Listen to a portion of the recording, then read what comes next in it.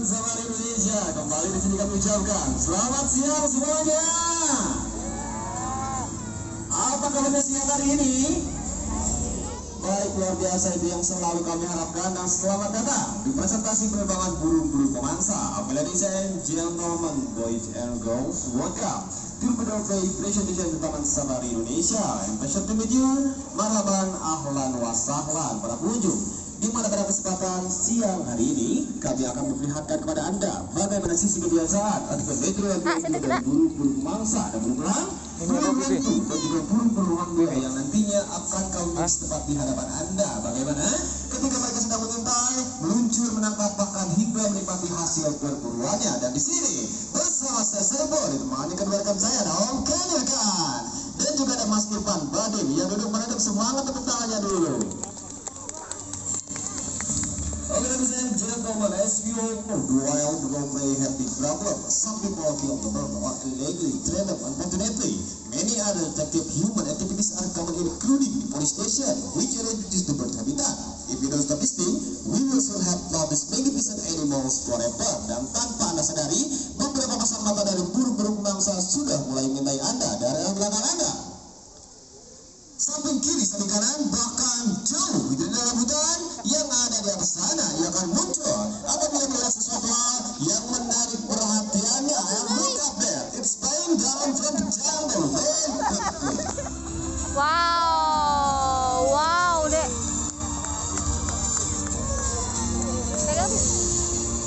Ini dia, menanam semangat tepuk tangannya dulu.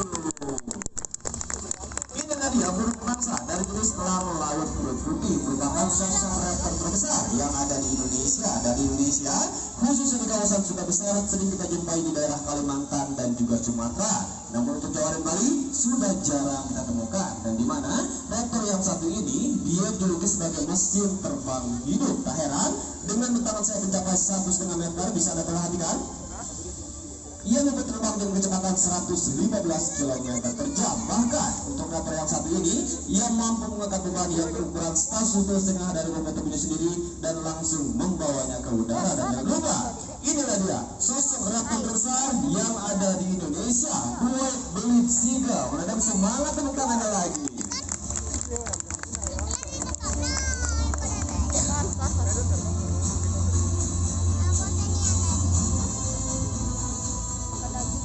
Para pengunjung Taman Safari Indonesia, tahukah Anda, burung pemangsa tidak hanya dari jenis burung elang saja, ada juga burung-burung hantu. Dan selama ini masih banyak orang yang beranggapan bahwa burung hantu mereka hanya mampu aktif pada waktu malam hari saja. Namun itu sebuah kesalahan yang sangat besar, di mana burung hantu mereka pun mampu aktif pada waktu siang dan juga sore hari. Kenapa demikian? Apabila sang induk mempunyai anak, ketersediaan pakan malam hari tidaklah tercukupi, terpaksa burung hantu mereka mampu berburu pada waktu siang dan juga sore hari dengan mempergunakan indera pendengarannya yang sangat tajam. Dan selain itu, burung hantu mereka memiliki sifat opportunities, ataupun ia sering mengambil keuntungan dari satwa-satwa yang lainnya. Bahkan ia sering menempati sarang yang sudah ada, seperti halnya di lumbung-lumbung padi ataupun di lubang-lubang pohon. Bisa Anda lihat sedikit gambaran dari sarang burung hantu lubang-lubang pohon, 2 ekor sekaligus. Burung hantu dari jenis Bapipis owo, dan seperti halnya namanya, burung yang satu ini sering kali mangsa ikan, katak, kadal, dan juga makhluk air lainnya. Ini dia. Dan bisa Anda perhatikan para pengunjung, untuk burung hantu yang mempunyai bola mata yang lebih terang lagi, yaitu berwarna kuning kemerah-merahan. Dan bisa Anda perhatikan para pengunjung, untuk burung hantu dari jenis Bapipis owo ini yang mempunyai bulu di bagian atas kepalanya. Bisa Anda perhatikan, bulunya ini namanya tap, dan dimana tapnya ini akan berdiri ataupun akan bereaksi apabila ia sedang merasa keterancaman dari predator ataupun mangsanya. Dan sekarang saya mau nanya, kenapa burung yang satu ini dinamakan dengan burung hantu? Ada yang bisa jawab? Kenapa disebut dengan burung hantu? Betul sekali, selain aktif pada malam hari, ia pun mampu terbang tanpa mengeluarkan suara. Dan kali ini kita akan coba dengarkan bagaimana suara kepakan sayapnya ini nyaris tidak terdengar. Dan kami mohon untuk tidak ada yang coba-coba berdiri karena burung akan terbang cukup dekat ataupun rendah dengan Anda. Dan kami mohon untuk tidak ada yang mengganggu mereka, apalagi hingga memberi makan. Walaupun terlihat jinak, tetapi tetap saja burung satu ini merupakan satwa pembuat. Mereka mempunyai cakar dan paruh yang sangat kuat dan juga tajam. Dan di sebelah sana, Mas Irfan Bahdim akan memanggil burung hantu yang satu ini.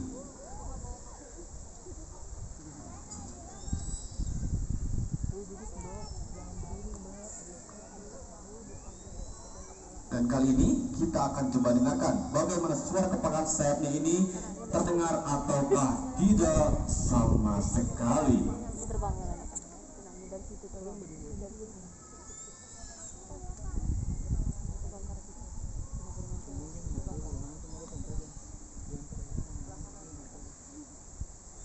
Itu yang burung hantunya tadi. Ini dia. Bagaimana para pengunjung, kedengaran gak suara kepakannya? Tidak ya, dan memang untuk burung hantu mereka dilengkapi apa, Mas Irfan? Jumbai yang berbentuk seperti sisir yang berada di kedua ujung bulu sayapnya, dan jumbainya ini yang berfungsi untuk membuyarkan frekuensi suara yang ada di sekitarnya. Dan makanya burung yang satu ini ia dinamakan dengan burung hantu karena ia sering datang dan pergi tanpa meninggalkan suara sedikit pun layaknya hantu. Dan selama ini masih banyak orang yang beranggapan bahwa burung hantu mereka adalah partnernya dari para hantu. Namun itu sebuah kesalahan yang sangat besar, di mana burung hantu mereka adalah partnernya dari para petani. Bahkan sepasang burung hantu mereka mampu melindungi 2-3 hektar lahan pertanian, dan dalam 1 tahunnya mereka mampu membasmi kurang lebih 1.300 ekor tikus. Dan tentunya keberadaan dari burung hantu sangat membantu para petani untuk membasmi, memberantas hama-hama tikus yang ada di ladang pertanian. Maka dari itu burung hantu mereka bukanlah partnernya dari para hantu, melainkan partnernya dari para petani. Dan untuk kedua burung hantu Taman Safari Indonesia, menodong semangat tepuk tangannya lagi.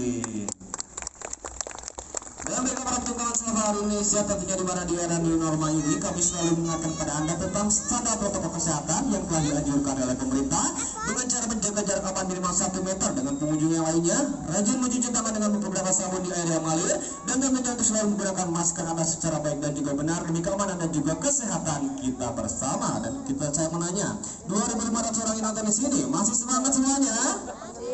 Masih mau dilanjut? Mantap, perjalanan Anda berekreasi di Taman Safari Indonesia masih terus berlanjut. Dan di Indonesia kaya akan berbagai macam jenis unggas, tidak hanya burung-burung mangsa. Dan kali ini kami akan memperlihatkan kepada Anda bagaimana sisi kebiasaan dari burung-burung hornbill, burung endemik Indonesia yang jarang kita jumpai keberadaannya di negara-negara yang lain. Bisa Anda lihat di sebelah pojok kanan Anda itu adalah gambaran dari sarang burung hornbill. Ada sedikit paruh yang keluar, itu merupakan paruh dari sang betina. Dan bisa Anda dengarkan, itu merupakan suara anakan burung hornbill yang berada di dalam sarang, menandakan bahwa sang betina dan juga sang anak sudah mulai merasa lapar. Dan tahukah Anda, untuk burung hornbill apabila musim berkembang biak telah tiba, di mana induk yang jantan dan induk betina akan menunggangi batangan pohon yang cukup besar, lalu akan ia tutupi menggunakan air liur, kotoran beserta lumpur, menyisakan sedikit lubang untuk tempat penyuplaian makanannya. Dan apabila sang anak sudah merasa bulu-bulunya tumbuh dan mampu untuk terbang, maka induk betina akan mendobrak tutup sarang sedikit demi sedikit mempergunakan paruhnya yang sangat kuat, membukakan jalan pada sang anak untuk terbang sendiri dan untuk mencari makanan sendiri tanpa dibantu oleh induk yang jantan. Bisa Anda perhatikan, tutup sarang pun sedikit demi sedikit sudah mulai didobraknya, dan tentunya sang anak pun sudah mulai terlihat dan tidak sabar untuk melakukan aktivitas terbangnya. Menanam semangat tepuk tangannya lagi. Dan tentunya induk betina pun dia tidak akan diam begitu saja, dia pun akan segera keluar memastikan bahwa anaknya ini terbang secara sempurna. Ini dia. Dan bisa Anda lihat para pengunjung, untuk induk betina yang mempunyai gelembung udara yang berwarna biru. Ini dia. Berbeda dengan yang jantan yang mempunyai gelembung udara yang berwarna kuning. Dan dimana untuk burung hornbill ini dia dijuluki sebagai zoophyte ataupun penyemai biji-biji tanaman di seluruh kawasan Nusantara. Jadi apabila dia makan buah-buahan, bisa Anda perhatikan, biji buah yang dia makan tidak akan hancur seperti hanya burung paruh bengkok, melainkan akan utuh ia tuan dan akan ia keluarkan kembali melalui fosilnya apabila sedang terbang atau bertengger di atas pepohonan yang cukup tinggi. Dan jangan lupa, ini Inilah dia hutan-hutan yang sangat tangguh di seluruh kawasan Nusantara, burung hantu dari jenis jelama. Semangat tepuk tangannya lagi. Dan untuk burung hantu tidak hanya yang berukuran sedang saja. Kali ini kita akan lihat kembali bagaimana pergerakan burung hantu terbesar yang ada di Indonesia, burung hantu dari jenis rangkong badak ataupun the rhinoceros hantu. Dan bisa dilihat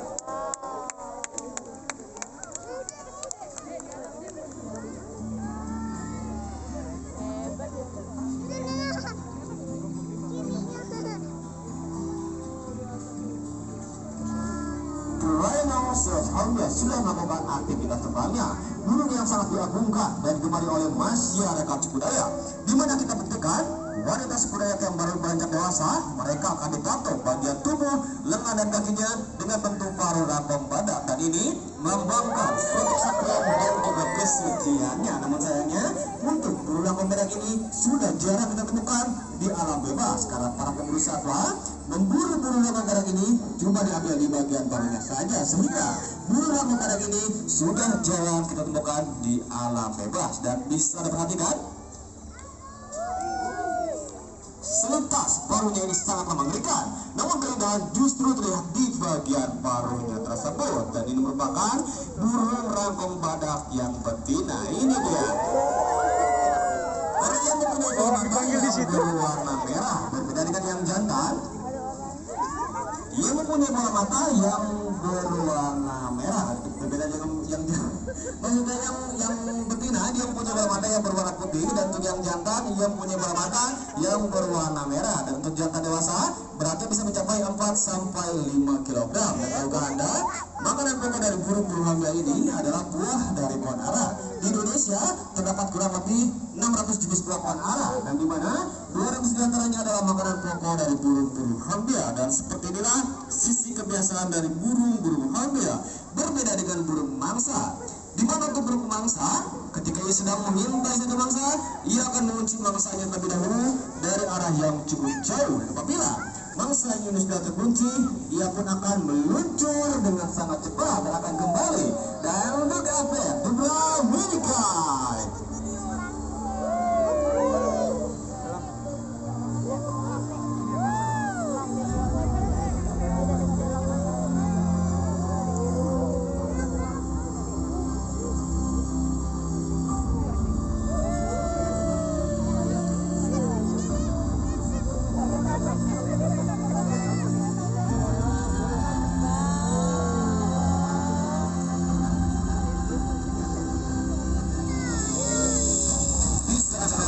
Bagaimana kepiawaian rekan satu ini dalam menangkap mangsanya di udara dan tanpa harus berhenti, ia pun akan langsung memakannya di udara. Inilah dia burung kemangsa dari jenis elang bondol, sang maskot kota DKI Jakarta yang telah diresmikan oleh mantan gubernur Jakarta pada saat itu, Bapak Wiyogo Atmodarminto. Dan untuk burung kemangsa, mereka berada di atas puncak rantai makanan ataupun top predator, jadi bisa dijadikan indikator suatu alam. Tidak apabila di suatu kawasan masih terlihat dari aktivitas penerbangan burung mangsa, menandakan alam dan sekitarnya pun masih tetap terjaga. Namun sebaliknya, apabila di suatu kawasan sudah tidak terlihat dari aktivitas penerbangan burung mangsa, menandakan alam dan sekitarnya pun sudah tidak lagi lestari. Karena itu, mari kita jaga, rawat dan lindungi mereka seperti halnya kita menjaga orang-orang terdekat yang ada di antara kita. Menjaga dan merawat mereka tidak perlu memeliharanya di area pekarangan rumah, cukup biarkan mereka terbang bebas tanpa mengganggu habitat alam aslinya, seperti halnya burung Garuda. Dan tahukah Anda,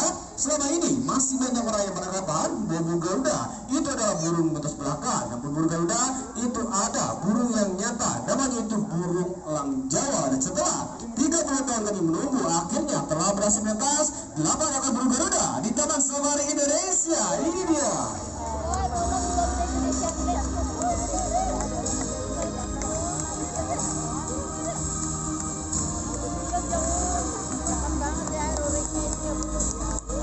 Ini dia sosok anakan burung Garuda yang berhasil menetas di Taman Safari Indonesia yang bernama Nisaikus Bartelsi. Dan apabila Anda ingin menjadi bagian dari kami untuk menyelamatkan satwa-satwa langka ini, maka jadikanlah kami Taman Safari Indonesia menjadi destinasi wisata Anda, keluarga, dan juga kerabat. Karena kami Taman Safari Indonesia memiliki fungsi dan tugas untuk menjaga, merawat, dan melindungi satwa-satwa endemik Indonesia maupun eksotik dunia agar terhindar dari kepunahan dan dapat hidup baik di masa depan kita nanti. Dan tentunya jangan pernah biarkan mereka semua punah. Apakah kita mau mereka semua punah? Apakah kita mau mereka semua punah?